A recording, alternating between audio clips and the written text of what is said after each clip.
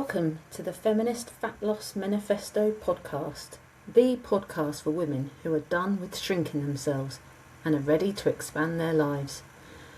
I'm Karen Price, nutrition coach, mindset coach, and the woman behind Beyond the Wall Coaching. And around here, fat loss isn't about punishment, perfection, or pretending you don't have a million things on your plate. It's about capacity, it's about clarity, and it's about reclaiming the mental, emotional and physical space you've spent years giving to everyone else. Because your fat loss journey isn't just about what you eat. It's about the invisible workload you carry, the expectations you've absorbed, the to-do list of people pleasing, the I'll sort myself out later that has shaped so much of your story until now. Here, we do things differently. This is feminist fat loss. This is compassionate fat loss. This is the kind of fat loss that supports you as a whole woman. The woman with a full life, a busy mind, and a body that deserves respect, not restriction.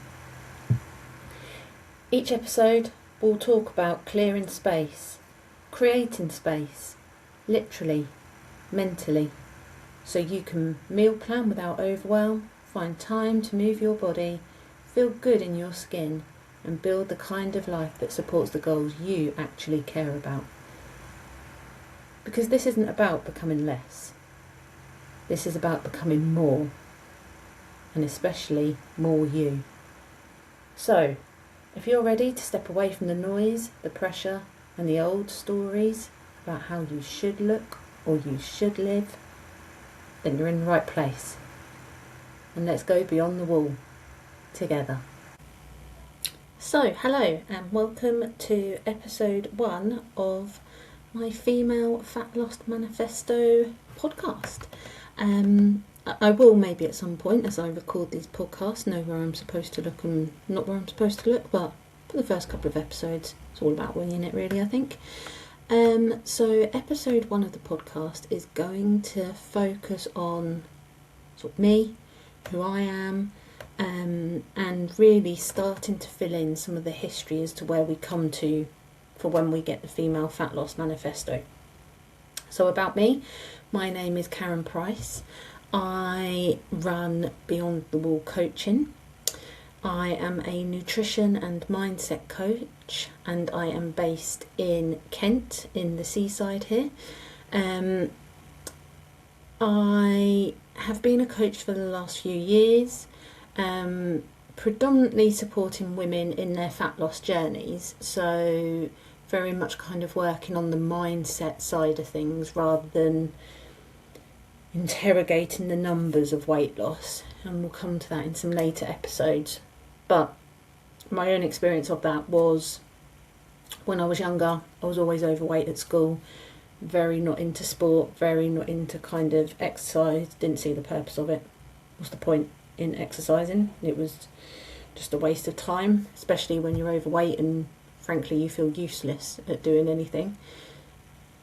Also included being told to sit down in hurdles classes that we had. Never made over a hurdle, still don't really manage to jump and do those kind of things now.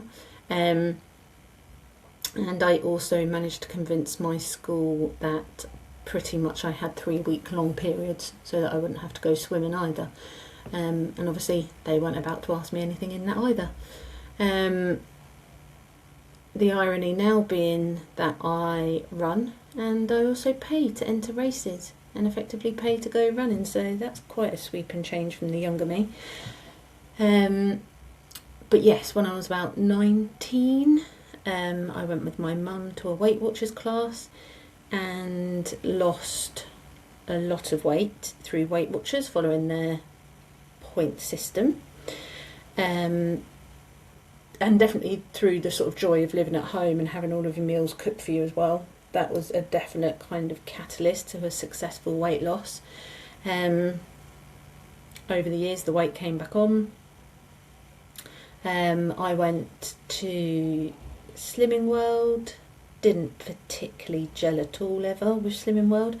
Also tried Rosemary Connolly. I'm not even sure that Rosemary Connolly's classes are around anymore. Certainly never hear of them. And yeah, again, never really sort of gelled with that one either, except for the one time I remember I felt like I'd done really well during that week and I really deserved to lose something. And I remember being stood at the front of the class with the group leader, and they used to use portion pots in Rosemary Connolly, as I seem to recall. And I remember saying to the leader one week, if I haven't lost weight this week, I'm going to insert these portion pots where the sun don't shine, so you better make sure I've lost something this week. I did lose weight, allegedly, that week, but yeah, I don't think that was for me. I should probably also say in episode 1 of these podcasts, I can get a bit sweary. So if you are of a sensitive nature or you have people around you who you don't want to hear swearing, think about that now and maybe move them away, because that's me.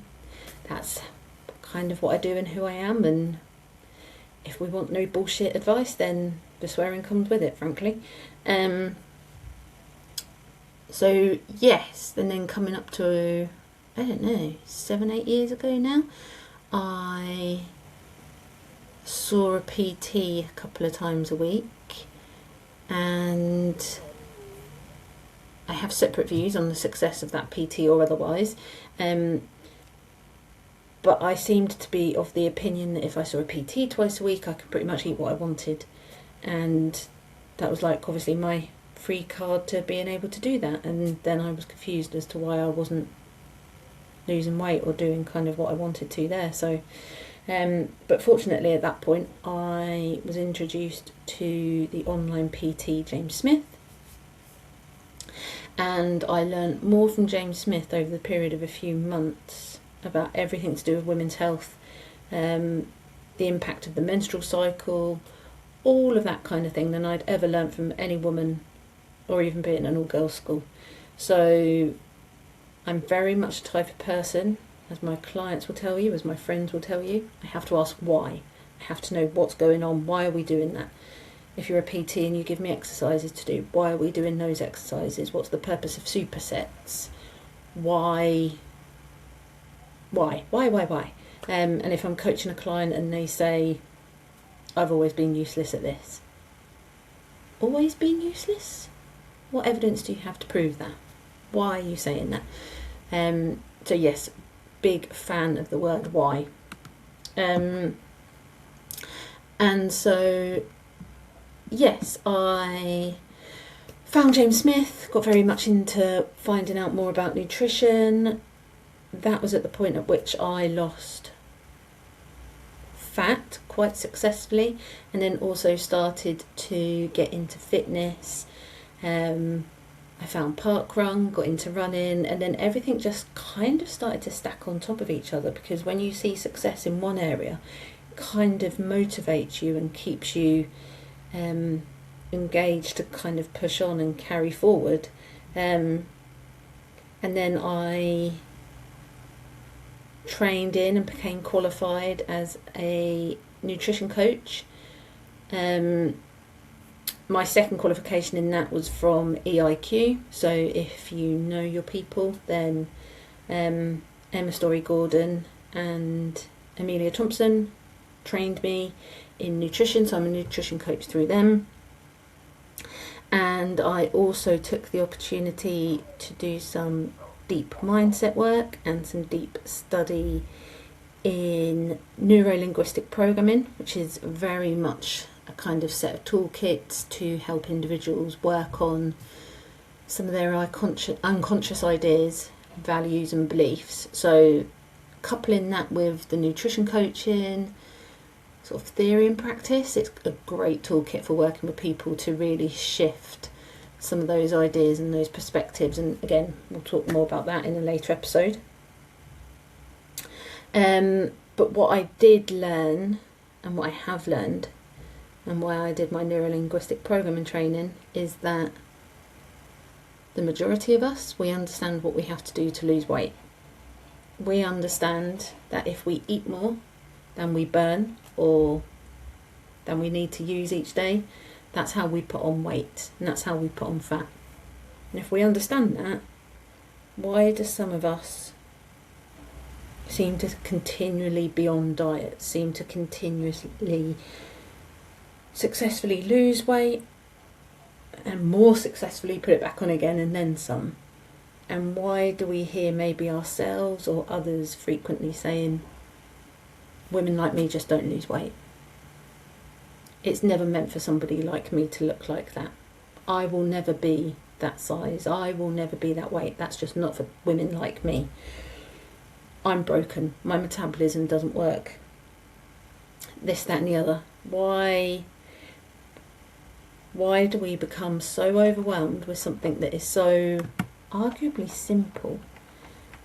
What is the real problem? And the real problem is different for everyone. And that's where I want to support women. And, you know, saying to somebody who wants to lose weight, we'll just eat less, is like saying to somebody drowning in the ocean, we'll just swim. It's not that easy. It's not a sensible piece of advice to someone. And that's where I've been kind of evolving my coaching too. I don't appreciate shame-based approaches to weight loss, so I don't think that public weighing and public shaming of people, you know, queuing up in a community centre each week, is a particularly positive idea. Yes, there will be people who say it has worked for them several times. My counter to that would be, if you are having to do a diet plan several times or more during your life, or, you know, several times a year, is that successful? I would suggest possibly not. The Feminist Fat Loss Manifesto was actually born out of a conversation with my nail tech. I love having my nails done. I have them done every month, every 4 weeks or so. It's a really important part of my routine and my life. And my nail tech is a really impressive woman. She's going to be on this podcast in a future episode as well, because the world needs to hear us when we get together.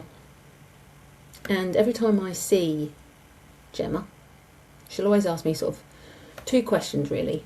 One, how's my fat loss group getting on? What are we doing? I'll tell you more about that in a moment. And what have you watched on TV? And every time I say back to Gemma, I don't watch a lot of TV. I watch like location, bit Love It or List It. That's about it. I don't really do a lot of TV. But I did decide that I was going to watch Riot Women, 6-part series on BBC TV. Sort of slightly wished at one point I hadn't, because it very deeply affected me. But that's kind of where the Feminist Fat Loss Manifesto started. And if you have seen it, no spoilers if you haven't, but if you've seen it, it gets quite violent. And it's a bit peaks and troughs in sort of, you'll be sitting there 1 minute rolling around laughing, and then in the next minute you're probably close to throwing up because some of the images on there. And this brought Gemma and I into talking about how violence and violence towards women is portrayed on TV, but also about how many of us have lived some version of violence or aggression towards us. And that can go from unwanted comments, wolf whistling. If you've ever been out running in public, chances are somebody has said something to you, at any size or shape. There's probably been a time when maybe you've been at work and there's been jokes made that have made you feel uncomfortable or annoyed or angry. You've been somewhere where there's been a boundary crossed. There might be an instance where you've been pushed up against a wall, literally, and you know they're the gentle things. gentle, that we can brush off. And a lot of it is put down to, that's just how it is. It's just what it is when you're a girl. Men will be men, boys will be boys. If you're going to go out and run in leggings and a t-shirt, you're going to get something said to you. If you're a girl out somewhere, things will happen, things will be said. That's just how the world is. And Gemma and I were talking and saying, can you believe this shit is still going on in 2025? And those excuses that I was getting 30 odd years ago when this was happening, it's the same now. Is that acceptable? And we were talking about how you can speak up and you can say things. You can be in the office, you can call it out and say, that's not acceptable, don't say that. Oh, are you feeling hormonal? Is it that time of the month? Or you can make a complaint. It'll be pushed aside. Nothing will happen. Maybe your life feels a little bit more difficult. Maybe promotions or whatever, you feel like you're being overlooked. It's just easier to get out than to keep in that environment. Or, in worst case scenarios, more serious scenarios, you can report this sort of behaviour to the police and the authorities, and you're told nothing will be done unless it gets physical. How is that acceptable? How are men still able to dominate positions of power and privilege and make these rules that affect us? And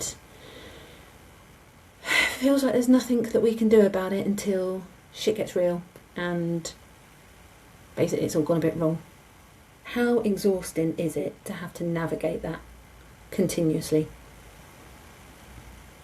And yes, this was done during a nail appointment, and by the top coat we were angry, we were fired up. And Gemma said to me, that's why I ask you about your fat loss group, because you don't just focus on fat loss. You are talking these women through about advocating for themselves, about feeling more empowered, about feeling more confident, and about stepping into their true beings and positions, into their true points of control. It's not just about fat loss. It goes far further than that. And yeah, by the end of that session, as we'd sort of hyped ourselves up to that point where the Feminist Fat Loss Manifesto, easy for me to say, was born. Women need to start supporting women out loud, more often, more frequently, louder. Men need to become real allies, not just stepping in when it gets violent and they sort of feel the need to get the testosterone out, but actually challenging unacceptable behaviour long before it gets to that point. Nipping things in the bud with their mates when they're out. Telling people in the office, no, this isn't acceptable. It's not about being hormonal or whatever else. It's that line's been crossed. And for me, it's about supporting women to accept who they are, about supporting women who are wanting to fight to become somebody else, about supporting women to shrink their waistline without shrinking their voice. And to anyone who might say differently, no, fat loss is not about being anti-feminist. Wanting to feel good, be healthy, have energy, and be in control of your own body and what happens to it is not anti-feminist. It does not portray any kind of sisterhood or anything like that. Feminism is about choice. It's about you deciding what you do with your body, not someone else, not someone else's expectations pressurising you into a version of someone that isn't you. And losing weight because you choose to and because that's in your control is one of the most feminist things you can do for you and your body and your life. And this, my Feminist Fat Loss Manifesto, is not about shrinking yourself to be less. It's about losing weight to become more you, more in control, and more confident, more empowered, more of that person that you've always wanted to be but that you felt you couldn't be. So that is a very brief introduction to me and who I am without it being a full CV, and the Feminist Fat Loss Manifesto. And if that makes you excited about more of what's going on, please like and subscribe. Please send me your feedback on this podcast. I'd love to hear more. In our future episodes, we will talk more about mindset shifts, some practical things that you can do. I'll be talking to Gemma about who she meets during her work and what kind of being a feminist means to her. We're going to be talking to one of my clients who has had a real kind of mindset shift and has really successfully lost some fat and made some massive life changes, health changes over the last few months. So if you're keen to find out more about that, come and join us. But like I say, if you're set in your ways, you don't like swearing, you think it's all a little bit woo-woo when we talk about mindset, either feel free to stick around and see if this opens your mind a bit, or feel free to go. That's within your gift as well. But I would love you to stay and join us, and feel free to like, subscribe, and join me on the rest of my social media channels. You'll find out all the details wherever you've just found this podcast. And yeah, I am looking forward to supporting you in your journey and whatever that looks like. Thanks for joining me.